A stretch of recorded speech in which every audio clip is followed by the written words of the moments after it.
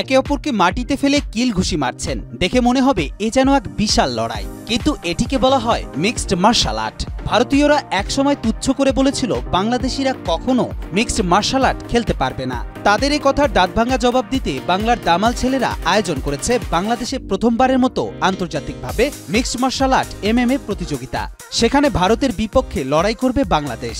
এখানে ভারতের হয়ে অংশগ্রহণ করবেন সুরজ সিং পাটেল এবং তার সাথে বাংলাদেশের হয়ে প্রতিদ্বন্দ্বিতা করবেন মঞ্জুর আলম। ভারতকে হারিয়ে বাংলাদেশের হয়ে বিজয়ের মুকুট ছিনিয়ে আনবে এমনটাই প্রত্যাশা বাংলাদেশের হয়ে প্রতিদ্বন্দ্বিতায় অংশগ্রহণ করা মঞ্জুর আলমের। Definitely I am confident about that. আমি প্রিপারেশন নিচ্ছি আমার পুরোটা দিয়ে 100% দিয়ে, যেন আমি নকআউটের মাধ্যমে অথবা সাবমিশন মানে যে কোনোভাবেই হোক আমি এটা ফিনিশের মাধ্যমে আমি আমার দেশকে এবং আমি আমার জন্য জয়টা ছিনিয়ে আনবো। নিয়মিত প্রশিক্ষণের জন্য প্রয়োজন পুষ্টিকর খাবার এবং অর্থনৈতিক সহযোগিতা বলে জানান প্রশিক্ষণ নিতে আসা সদস্যরা। একজন ফাইটারের কিন্তু এক্সট্রা কিছু ডায়েটের দরকার হয়, এক্সট্রা কিছু খাবারের দরকার হয়। তো সেক্ষেত্রে হচ্ছে একটা আলাদা একটা বাজেটের দরকার। ক্রীড়া মন্ত্রণালয়, ক্রীড়া ও যুব মন্ত্রণালয় রয়েছে, সেখান থেকেও যদি আমরা কোনো ধরনের সাপোর্ট পাই আমাদের জন্য হিউজ এক ধরনের অপরচুনিটি হয়ে দাঁড়াবে।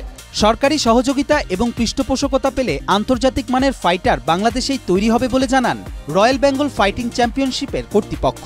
বাংলাদেশকে আমার ফাইটাররা রিপ্রেজেন্ট করবে, এটা আমার সবচেয়ে বড় স্বপ্ন। বিশ্বের অনেক দেশে বিশেষ করে যুক্তরাষ্ট্রে MMA বা মিক্সড মার্শাল আর্ট বেশ জনপ্রিয় খেলা, তবে বাংলাদেশে এই খেলাটি তেমন পরিচিত নয়। মিক্সড মার্শাল আর্ট হলো পৃথিবীর সকল মার্শাল আর্টের সংমিশ্রণে একটি ফাইট গেম, যেখানে রয়েছে boxing, kick boxing, karate, taekwondo, wrestling, jujutsu এবং স্যাম্বোয়ের সংমিশ্রণ। কবির চৌধুরী জয়, মাই টিভি, ঢাকা।